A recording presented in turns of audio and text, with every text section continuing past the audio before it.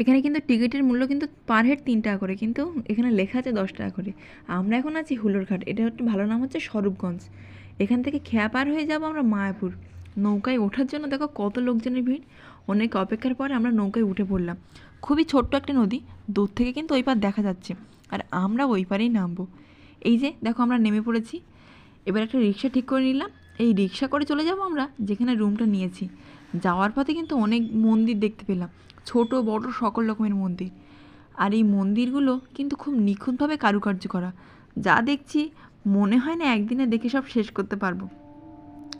অবশেষে কিন্তু মায়াপুর ইস্কন মন্দিরে দর্শন পেলাম। সত্যি অপূর্ব দৃশ্য, রৌদ্রের আলোতে কেমন সুন্দর ঝলমল করে উঠেছে।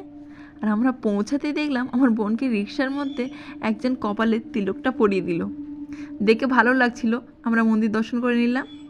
আর নেক্সট পার্ট কিন্তু খুব তাড়াতাড়ি আসবে।